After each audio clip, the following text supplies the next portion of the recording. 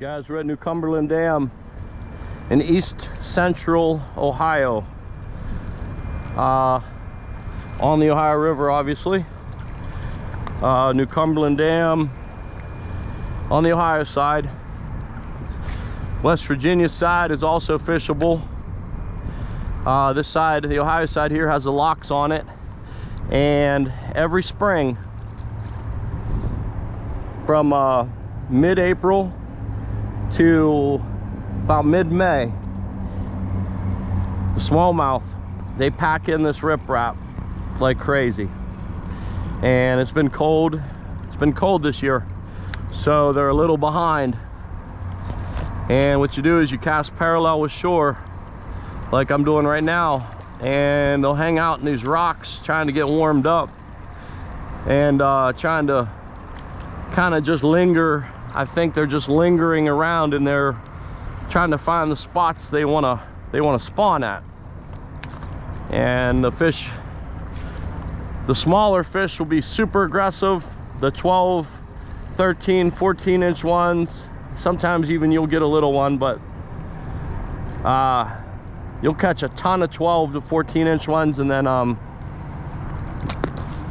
you'll get a couple 3, 2.5, 3, 3.5, sometimes even a 4-pounder casting parallel with shore, about 10 feet off of shore.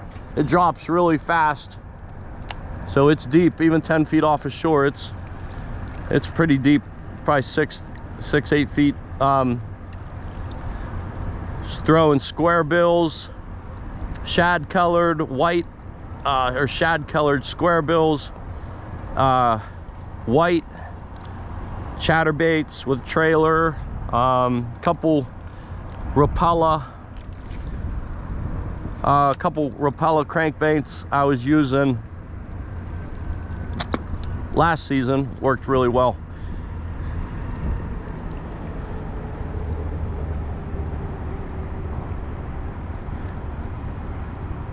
I have a new lure on right now. I'm not sure what it is. It's an iridescent colored square bill.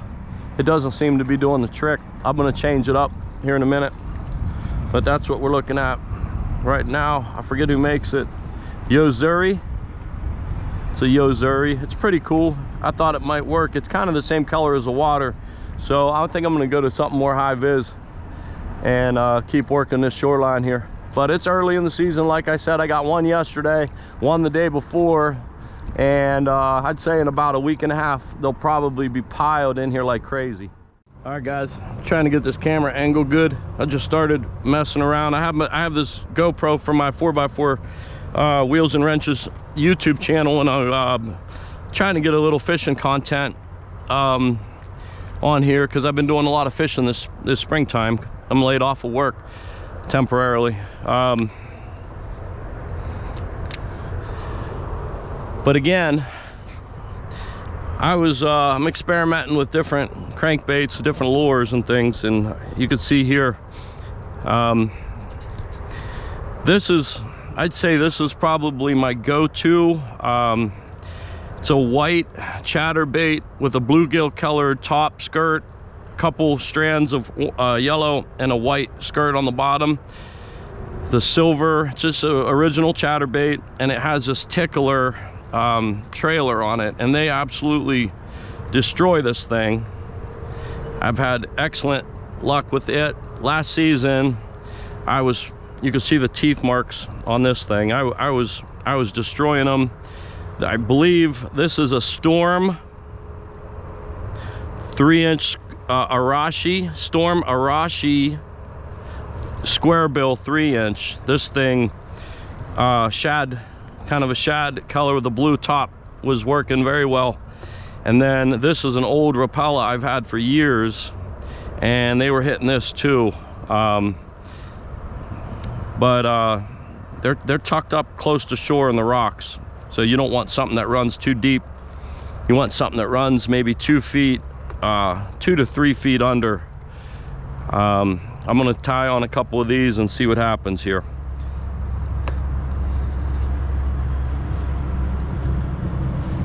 Got the Shimano Corrado, Shimano Corrado MGL. It's a 150 size, paired with a Cast King Royal Select. It's a medium, 7-foot medium. I really like it. I wasn't sure I was gonna get a more expensive rod, but this thing's doing really well, so I'm gonna roll with it. Tie this bad boy on and see what happens.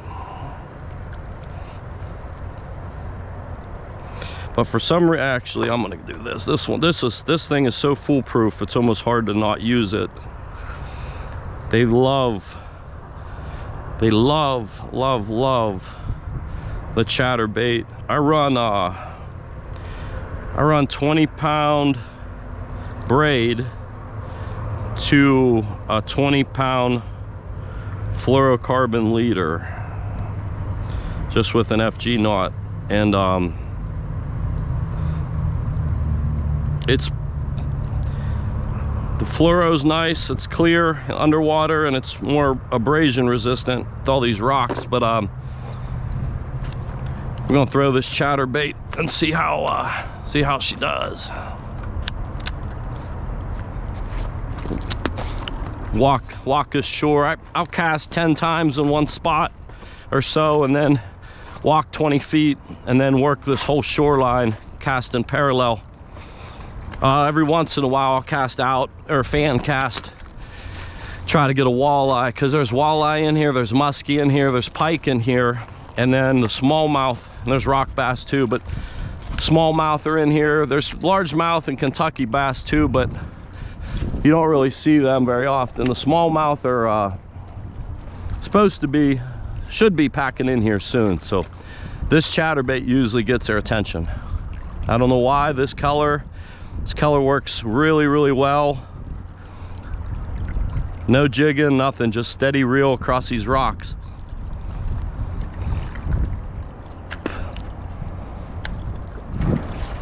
And if there's one close, he will hit it.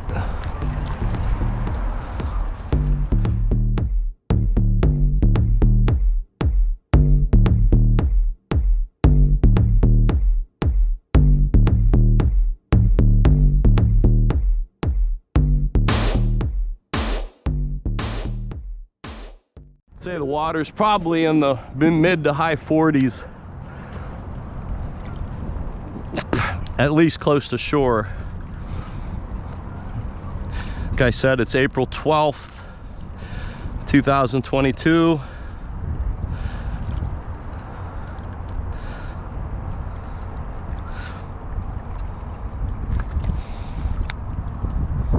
Cast both directions.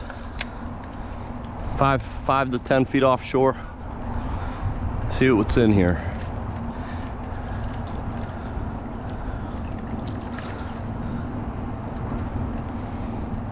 A lot of times you'll catch them right when you're getting ready to pull your lure up out of the water. They'll literally come within 2 feet of shore and just slam it. They were pretty lethargic the last couple days when I were catching them. They were pretty slow. The hits were soft, and the hits almost felt like largemouth hits. They were kind of lazy hits. But once this water warms up, these smallmouth turn into monsters, and they'll absolutely destroy your lure.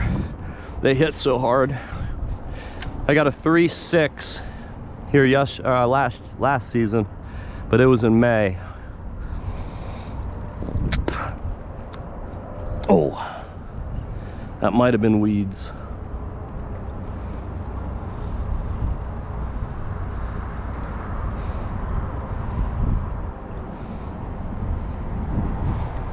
They like this high vis, they like this white, shows up well.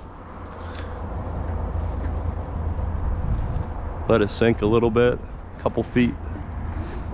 It's a nice medium paced reel, steady reel. Kind of suspend it in the middle of the water column. Now that was a rock.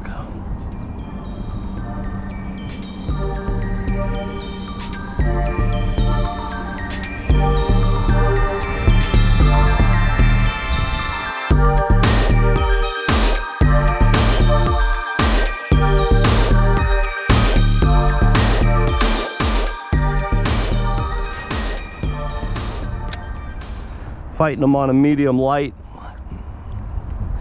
is probably more fun than a medium.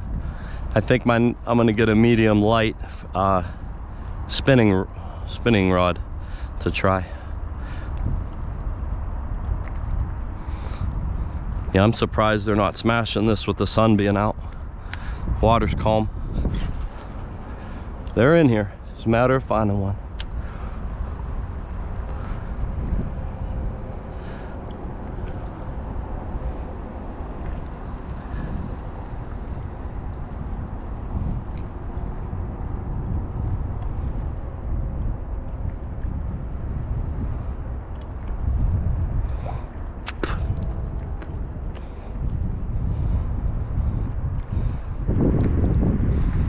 Also been on a muskie kick.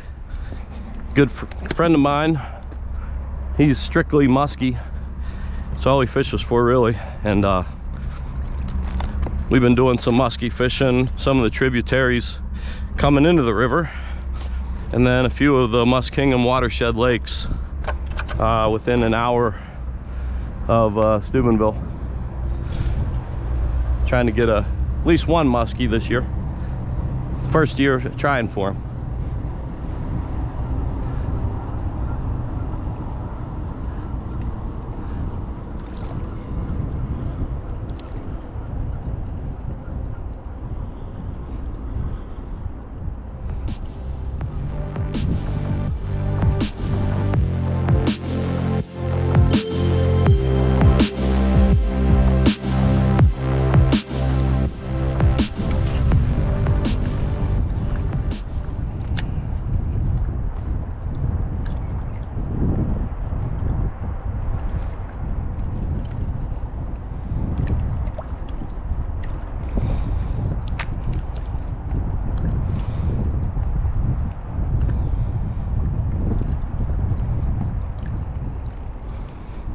I hooked into a muskie in Yellow Creek about 3 weeks ago. Oh, there's one, baby. All right. That's a nice fish there, boy. Holy smokes. Wow.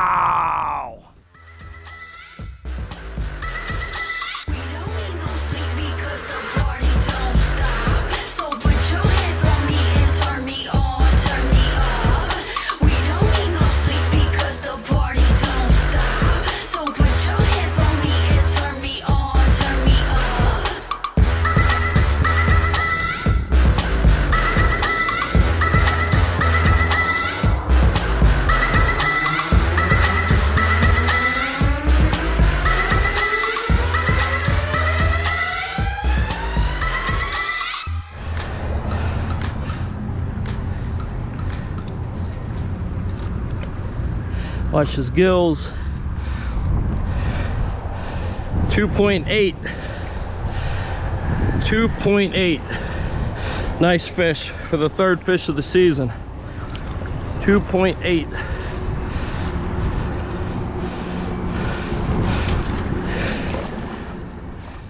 Sun went down. We're gonna see what these fish are gonna do. That was a good first fish.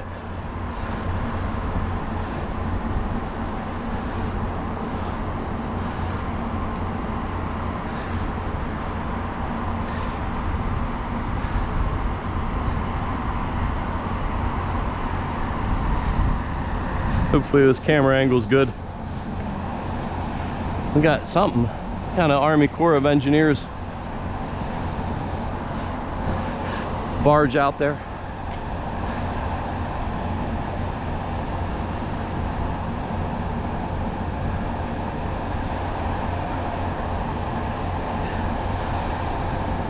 One thing about fishing with treble hooks, guys, is your hookup ratio goes up. You get a lot of those short strikes that with a single chatterbait hook you don't necessarily get them all. It's the only, I guess, one of the only downsides to the chatterbait hook, but when they want it, they want it.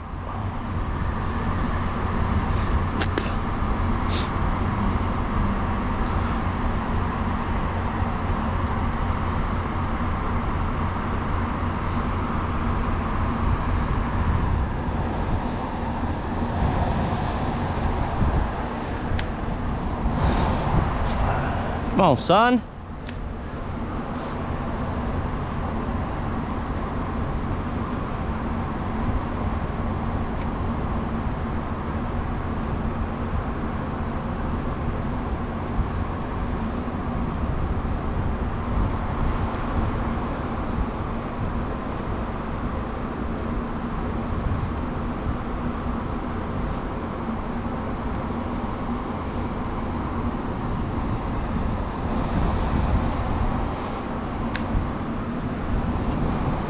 Do a little jig up this hillside, up this rock face.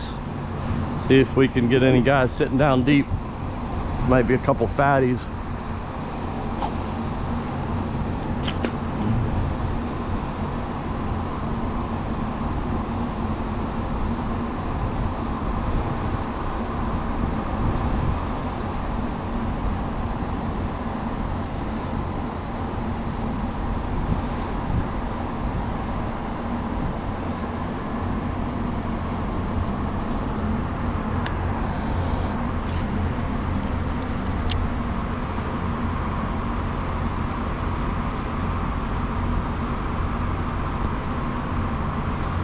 Try different speeds, try slow roll, try burning it.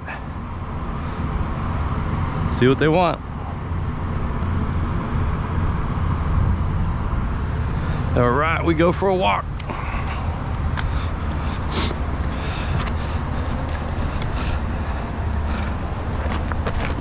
Oh, almost went down. Got the scale in my pocket this time, that way I don't have to run back to my tackle bag for it. Because I'm not lugging this 20-pound thing around all day, that's for sure.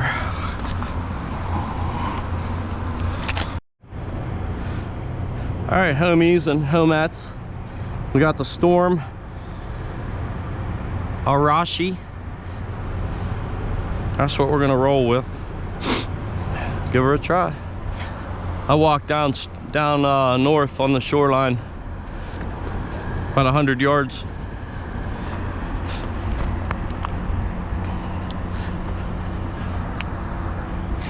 Oh, that's not good. Watch me catch a fish.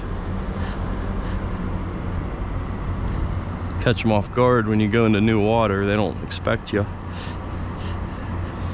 It's a big old rock. That rock's usually the rock I sit on when I catfish. It's right out from the end of this first pier. That's how I remember it. It's a big slab rock. It's where me and my buddy used to flathead fish from. We'd set up there and chuck some giant baits out. Yeah, that was a shit cast too. I'll get a good one eventually. This square bill is quite a bit lighter than that chatterbait, and I didn't adjust my reel. That's why.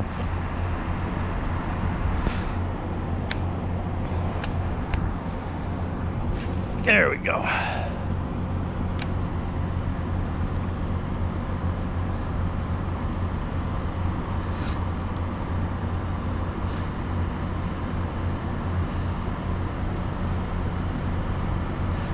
Hookup ratio, I'm telling you, makes an incredible difference. The treble hook baits versus the single hook baits.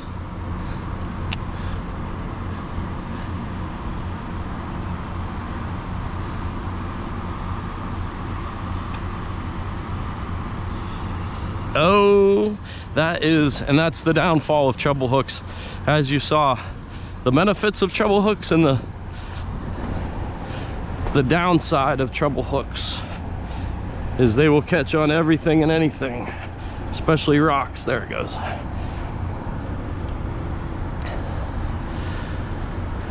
Yeah, we're good. We're not bent. Yeah, this reel is really sweet.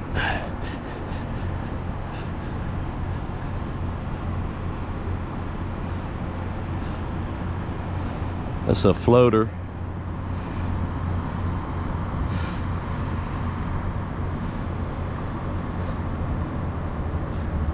don't know how far this runs down. I'd say it runs roughly 4 feet down.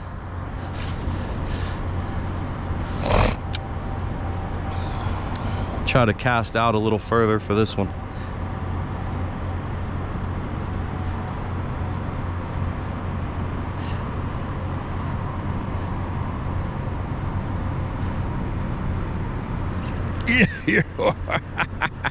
Oh, he got off. He got off. I lied. Treble hooks suck. He must have barely had it, or else I did a pussy hook set. One of the two.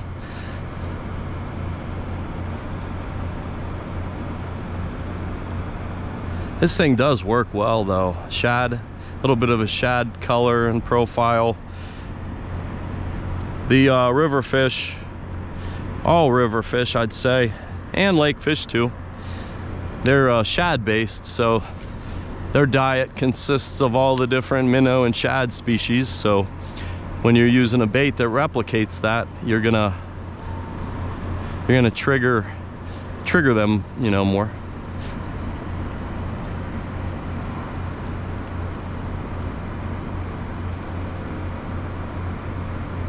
I think he's once bitten, twice shy. He ain't coming back for it.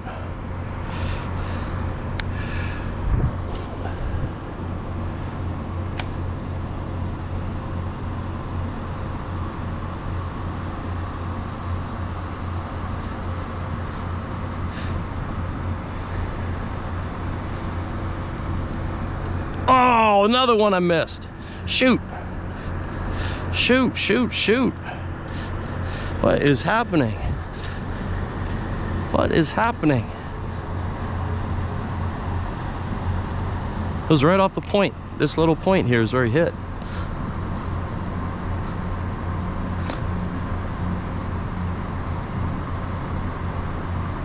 They're a little lethargic. They're a little slow still. Oh, I got weeds. I got weeds.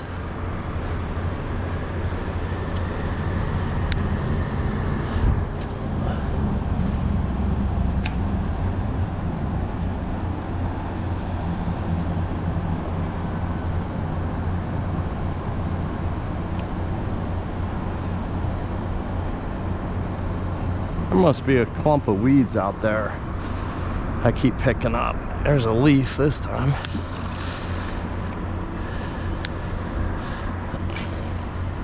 That's a good cast there.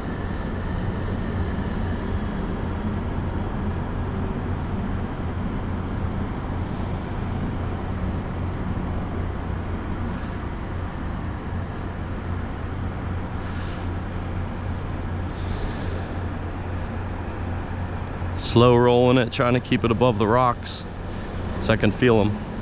That's the best thing about braid, guys, is you can feel everything. Some guys like braid, some guys hate braid. I've been using braid since it first came out in '93 or whatever year Spider Wire released braid. I bought it and I loved it, and I've been using it ever since. The only thing I've changed is I tie a fluorocarbon or a hybrid fluoro mono, one of the two, 20 or 15 pound leader on. And it just makes the end of the line that much more invisible, and it helps. So, but the braid, the sensitivity of braid, you can never come close. You can feel everything, every rock, every piece of seaweed, every strike, every snag. I love braid. Seem to always go by 20 for some reason. I don't know why.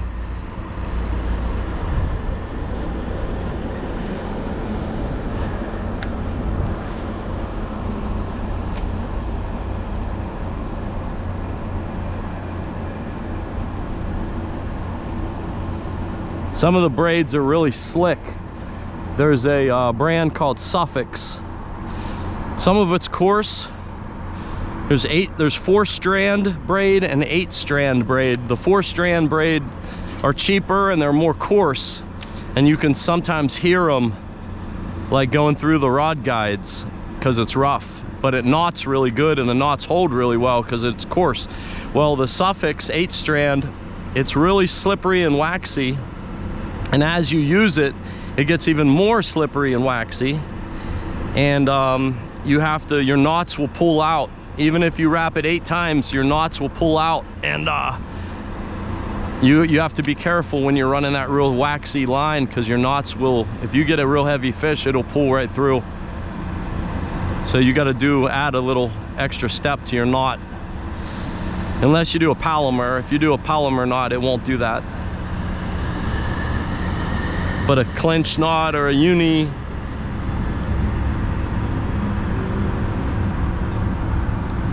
they will pull through with Suffix 832.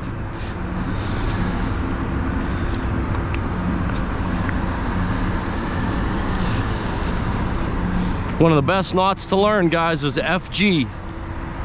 The FG knot for leaders is like, it's not hard. Once there's a couple simplified techniques.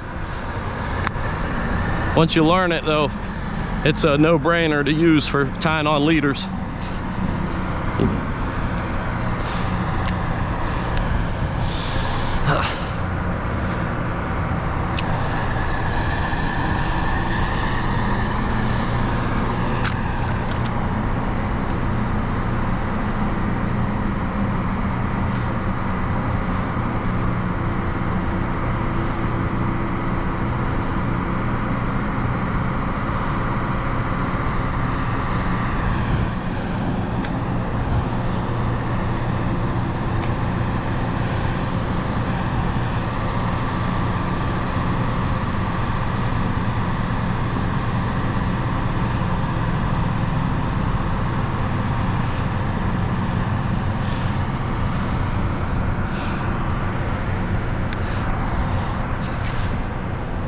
That's a good one.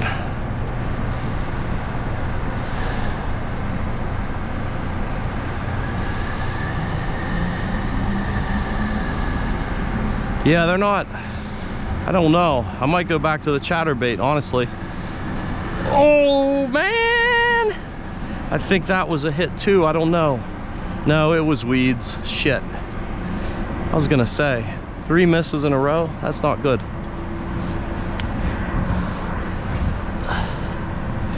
It's out a little too far.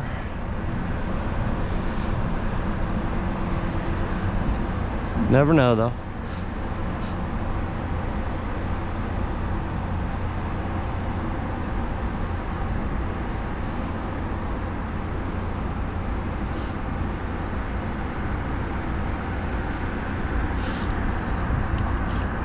A lot of debris. Oh, well, that's all right. That'll probably be okay.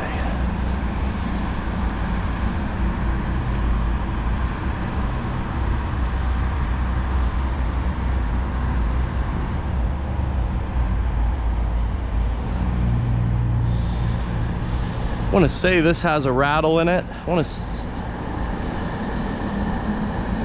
me hear this thing. I think it does. Yeah, it has some sort of rattle in it. It makes noise.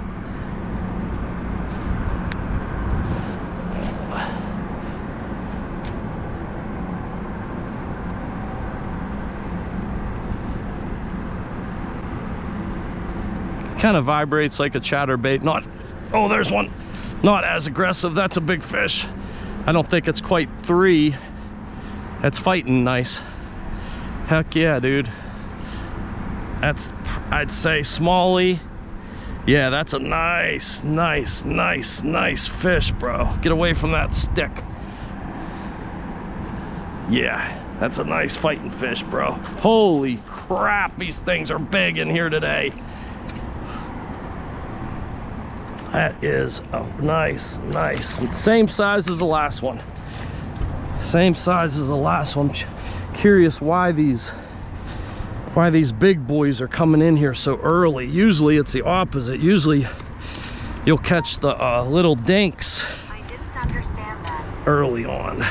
You need to chill out because I don't have pliers on me. Shit.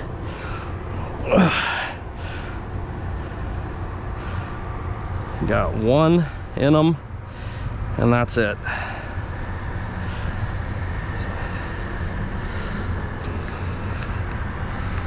forgot my damn pliers in the tackle bag. I forgot when I switch over to a treble hook, I always grab pliers, and I didn't this time, and I'm paying for it now. There we go. I'm gonna get an actual photograph of this. Excuse me.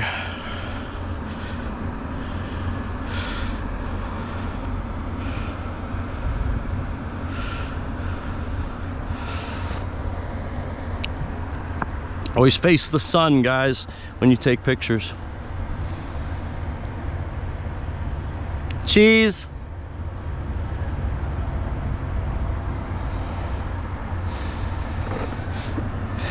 Okay, I'm not gonna weigh him because I know he's not my PB, but this is probably a little bit smaller. So that last one was 2.8. This one's probably 2.6, 2.5, 2.4, but very, very, very nice, healthy, strong fighting fish, and my favorite time of the year, hands down, hands down. And he did hit the storm. I was starting to worry me there for a second. Make sure no one's stealing my shit. Sweet. I am excited.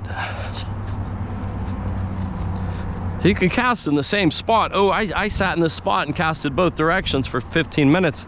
And then, you know, they're not always gonna hit. Just because you're not getting bites doesn't mean they're in there. You know, they might have been too far away and not wanted to chase it, or, you know, so many variables. You just keep casting, keep trying. And you will have success. If the fish are in there, you'll have success. You got to know when the fish are going to be where. That's the hardest part about fishing. You can cast for 10 hours straight, and if there's no fish there, you're wasting your time. It's the hardest part, is figuring out what they want and where they're at.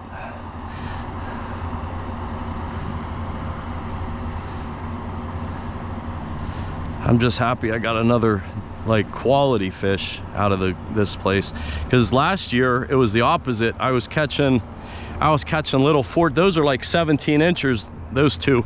I was catching like little 12-inch pound and halfers, pound and a quarters early on this time of year last year, and then towards the end, towards May, I started getting the threes.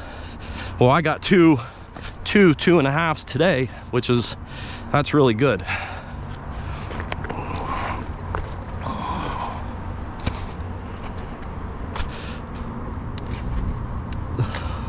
That was a really good fighting fish, especially on this medium. If I had a medium light, man, that thing would have been even more fun. And it will be better next week. There's one. Oh, those are the dinks I'm talking about that we normally catch, guys, this time of year. These little 10, 11, 12s. They're like pound. Chill out, big dog. You ain't going nowhere. See, I can't even lip him. This is dangerous, a stupid treble hook situation. He was barely hooked.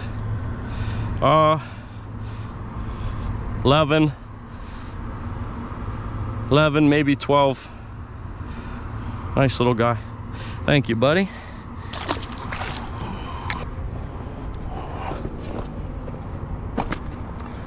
Oh, that's a standard. So those first two were generous. They're still fun though.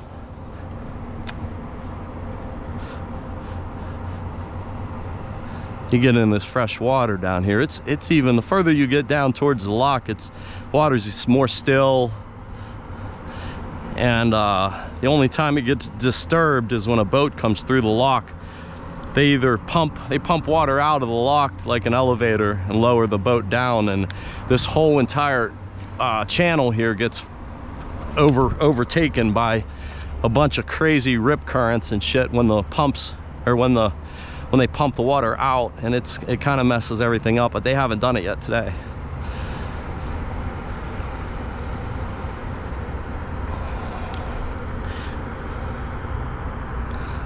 So the storm is working good.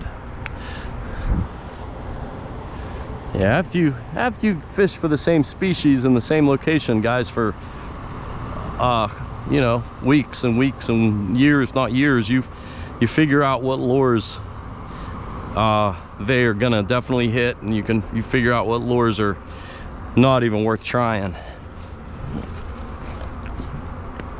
I've even caught them on inline MEPS spinners, but the inline spinners are so small, you end up getting dinks every time because the smaller fish go after the smaller targets, where the bigger fish obviously go after the bigger targets because they got bigger mouths, bigger stomachs, so they can eat bigger. So bigger baits equal bigger fish. And same with catfishing. If you hook on a giant bait, giant sucker or something, you're gonna get a giant flathead, most likely. Yeah, this is gnarly down here, all this debris in the water. I don't like it at all. It's gonna be rough. Rough casting.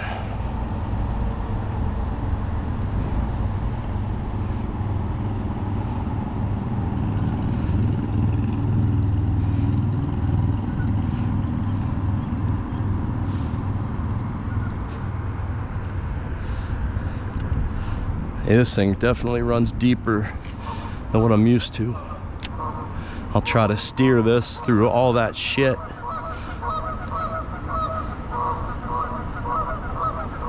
It's only really one path through. I'm dragging bottom already.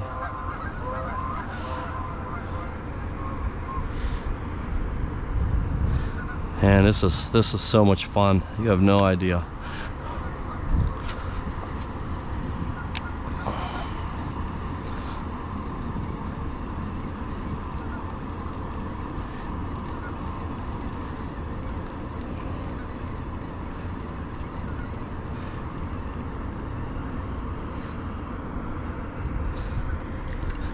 I'll give her see if I can get a pike or a walleye.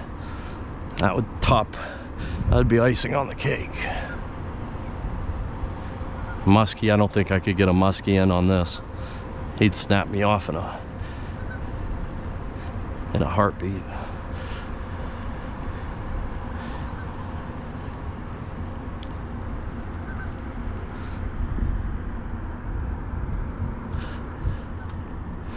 A lot of sheet in the water.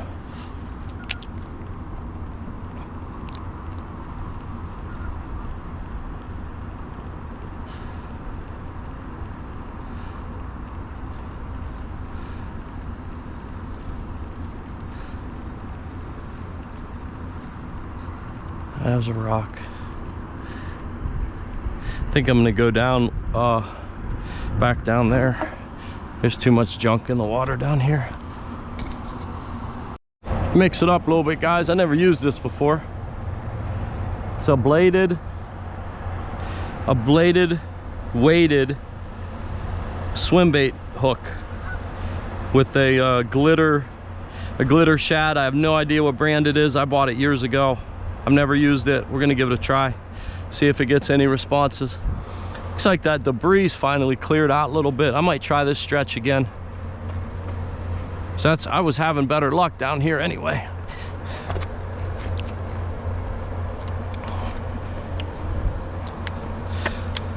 Yeah, guys, when you switch baits, you gotta adjust your bait caster.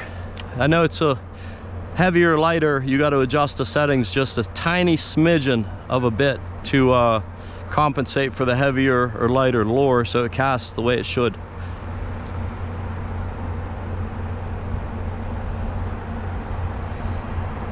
That looks pretty good in the water. It's not white, it's not silver, it's kind of glitter. Let's see what happens here.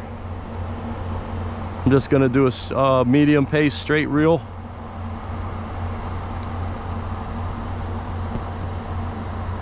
Could probably even fish this like a jerk bait, kinda. See if it suspends. Yeah, I'm gonna fish this like a jerk bait in the deep, little bit deeper water. Out a little bit more.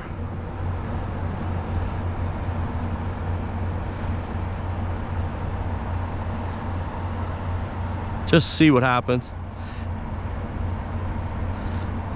Oh, that might have been a rock. I think it was a rock. I got to get out more. Too close to shore.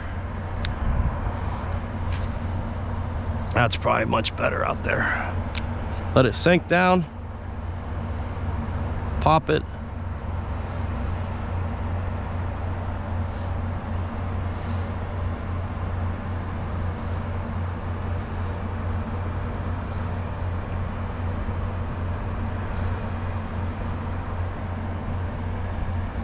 Same rock I just hit last time. Felt it. Has a nice, I like it. Has a pretty nice motion.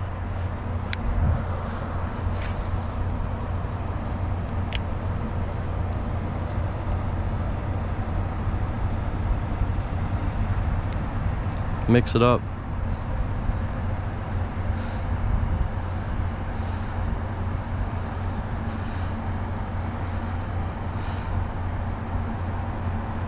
So let's see, 1 fish on the chatterbait, 2 fish on the storm.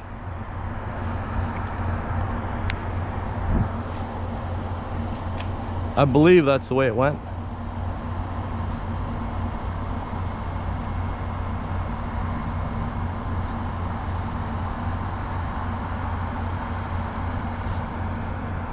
That's a wobble. Not a bad thing. Okay, we walk. And I want to put in a big, huge chew.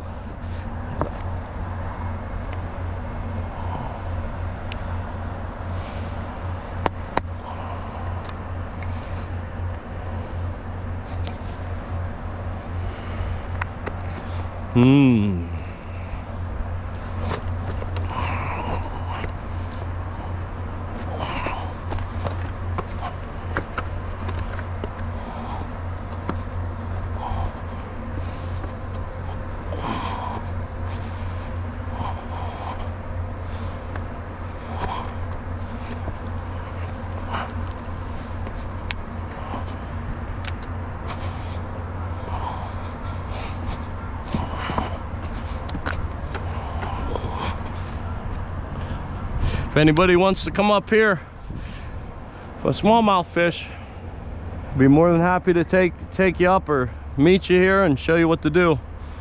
Regardless of how experienced you are, it doesn't matter.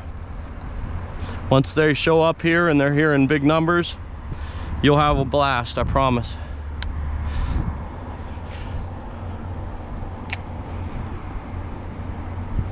Like I said, they're just showing up here. They're not quite here in numbers yet, but they are. Some of them are here.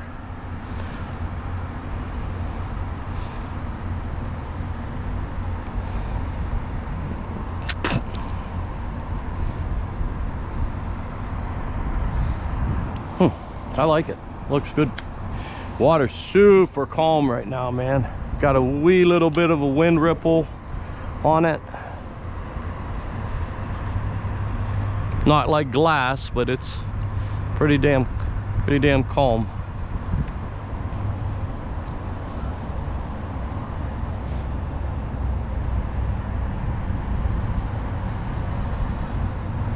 So this water, this quality of water in our river, in our Ohio River, has improved so much in the past 10-15 years that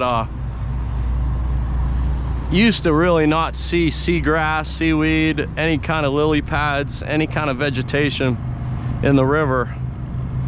And now the quality of water has gotten so much better that the bait fish populations have exploded. The weeds and grasses are growing along shore. So it's improved considerably since the 90s.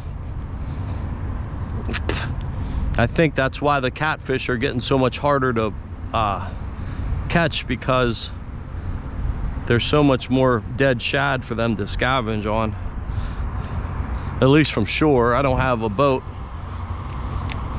I'm a shore fisherman 90% of the time.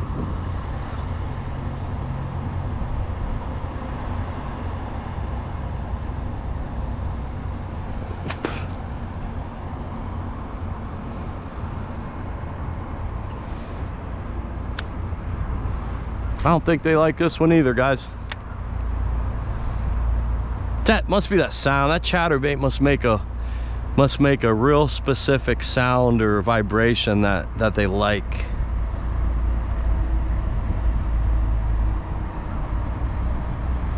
Because that storm had a rattle, and it kind of vibrates side to side and rattles at the same time. It kind of makes some ruckus too in the water.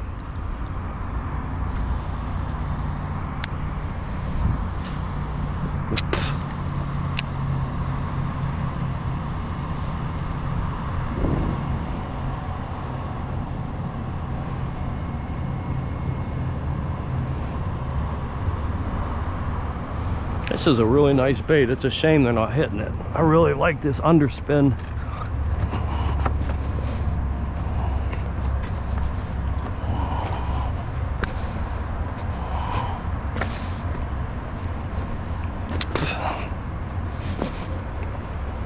Unless I caught the only 3 fish that were here, and I highly doubt that. I highly doubt that.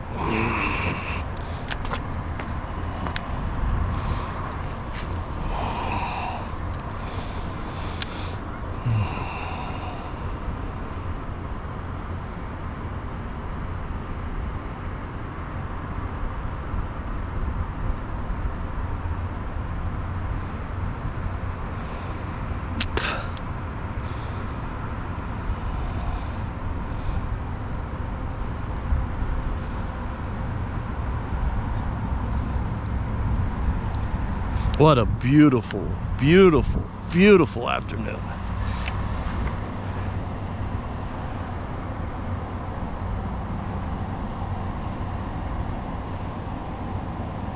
It's sunny everywhere except for where I'm at, because I'm on the back side of this hill, but it's beautiful everywhere else. Come on, smallies.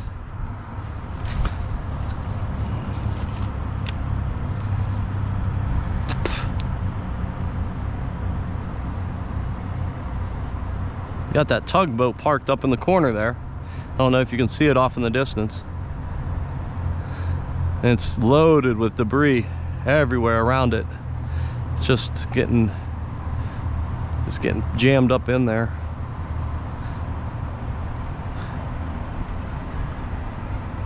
Yeah, I would love to catch a fish on this thing, just to prove to myself that it works.